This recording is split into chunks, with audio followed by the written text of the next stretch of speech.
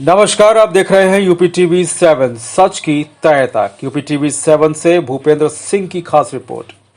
फर्रुखाबाद में पूर्व सीएम व केंद्रीय मंत्री उमा भारती ने कहा, राजनीति बहुत हुई, अब यह जीवन का मकसद नहीं है, अब बस मां गंगा की सेवा करने की इच्छा है। जीवन का उद्देश्य राजनीतिक तक ही नहीं सीमित रहना है, बल्कि उन्होंने कहा कि जीवन भर मेरा प्रयास होगा कि गंगा की पवित्रता के लिए संघर्ष करूं। उन्होंने कहा कि भाजपा भी लंबे समय तक केंद्र और राज्यों पर राज करेगी। शहर के पंचाल घाट स्थित नारायण आश्रम में गंगा कलश यात्रा लेकर पहुंची पूर्व सीएम उमा भारती ने भाजपा नेताओं व जनप्रतिनिधियों से भी भेंट किया। इसके बाद वह दुर्वासा ऋषि आश्रम पहुंची और गंगा जी की पूजा अर्चना के बाद गंगा जी की आरती भी की। इस दौरान उन्होंने कहा कि उन्होंने ये बताया कि 2020 में यानी जनवरी 2020 में गंगा सागर पहुंचना था, लेकिन कोरोना के चलते विलंब हुआ। उन्होंने विरोधियों पर भी हमला बोला। पूर्व सीएम ने कहा कि यूपी के 2017 के चुनाव में जो हाल कांग्रेस का हुआ वह आगामी 2022 में सपा और बसपा का भी होगा। ये तीनों पार्टी अपनी करतूत की सजा पाएंगी। सपा व बसपा को पूर्ण बहुमत की सरकार मिली, लेकिन दोनों ने सत्ता का दुरुपयोग धन और अपराध के लिए ही किया। कांग्रेस में तो सपा और बसपा के दोनों के दुर्गुण हैं। भारत की हालत यह हो गई है कि भारतीय जनता पार्टी ही देश का भविष्य है। भाजपा लंबे समय तक केंद्र और राज्यों में राज करेगी, अपना वर्चस्व कायम रखेगी। अपराधी पर तत्काल कार्रवाई होती है। जिसकी बात की जाए तो किसी भी जनप्रतिनिधि का दबाव काम नहीं आता ऐसे कार्यों में। उन्होंने आर्यन खान के मामले को लेकर कहा कि देश को ड्रग माफिया से मुक्त होना चाहिए। उन्होंने यह भी कहा कि जीवन का उद्देश्य अब मां गंगा की सेवा करना ही है और मंत्री पद पर होने के दौरान मां गंगा के लिए जो योजनाएं बनाई थी उनको पूर्ण करना अब उनका उद्देश्य है। उन्होंने सभी लोगों से आह्वान भी किया कि वह गंगा पुत्र हैं, गंगा की सेवा के प्रति संकल्पित रहें। गंगा की स्वच्छता, निर्मलता, अविरलता को लेकर दूसरों को भी जागृत करें। और तो और उन्होंने यह भी कहा कि गंगा को साफ रखने की जिम्मेदारी केवल सरकार की ही नहीं बल्कि हम सबकी है।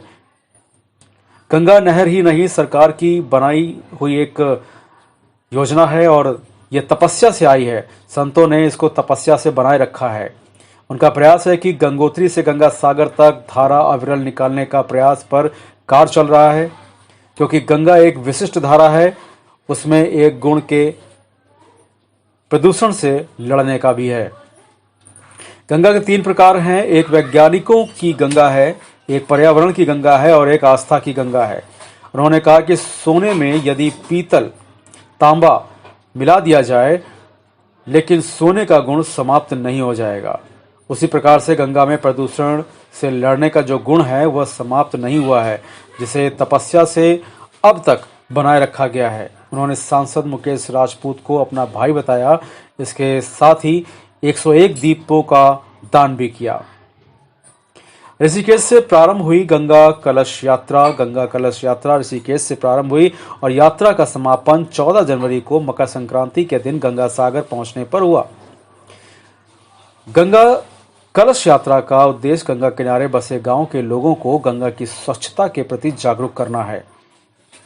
यह कहना था उमा भारती, पूर्व सीएम, पूर्व केंद्रीय मंत्री जी का। फिलहाल आप सुरक्षित रहिए और जुड़े रहिए यूपी टीवी 7 से सच की तह तक। क्या है आपका आयोजन? गंगा जी के किनारे कुछ समय प्रवास कर रही हूँ और इसमें गंगोत्री से जिन गंगा जी को 2020 में पहुँचना था गंगा सागर, तो कोरोना के कारण जो 1.5 साल का गतिरोध आ गया, तो अब पैदल के बजाय वाहन से उनको ले जा रहे हैं मकर संक्रांति के अवसर पर। रुकी हुई यात्रा है पिछली। रुके हुए क्यों कहेंगे, गंगा जी ही उनको आपकी भागीरथ प्रयास जिसको यात्रा नहीं कहूँगी मैं इसको, क्योंकि मैंने सबको यही कहा है कि बिल्कुल कोई भी प्रचार प्रसार मत करिए इसके बारे में। अभिष्ट क्या है, उद्देश्य क्या है? गंगा जी के साथ कई बार आपने यात्राएं निकाली हैं। हम तो निकालते रहते। गंगा जी के साथ गंगा सागर तक जाना, यही अभिष्ट। सर, अभी तक संगठन में नहीं दिखाई दे रही आप? तो संयोग है, अभी यहाँ चुनाव है नहीं, चुनाव बहुत बाद में आने। अरे सर, संगठन में नहीं दिखाई दे रही, क्या कारण है आपका? वो तो मैं बता चुकी ना कि 20 इसके बाद एक्टिव होंगे 24 तक गंगा के किनारे अधिकतर समय बिताएंगे। तो गंगा कहाँ तक साफ किए हैं आप? कौन? आप गंगा तो सबका काम है, आपका भी काम है, मीडिया वालों का। महिलाओं पे बड़ा उदारता है कांग्रेस की। प्रियंका गांधी 40% सीटें देने जा रही हैं, रूप में ले रही इसे। वो जिसको जो सीटें देना है दें, वोट तो जनता को देना है ना, बात सीट देने की नहीं है ना, बात तो वोट देने की है। उत्तर प्रदेश के जो हालात बने हैं उसमें जो हालत कांग्रेस की हो चुकी है 2017 की विधानसभा में, वही हालत अब सपा और बसपा की होंगी। ये तीनों पार्टियां अपनी ही करतूतों की सजा पाएंगी। इनने जितने हल्केपन से लिया अपनी जिम्मेवारियों को, कांग्रेस को तो बहुत लंबा मौका मिला, फिर बसपा को एक बार क्लियर मेजोरिटी दी इस प्रदेश की जनता ने, फिर सपा को भी एक बार क्लियर मेजोरिटी दी।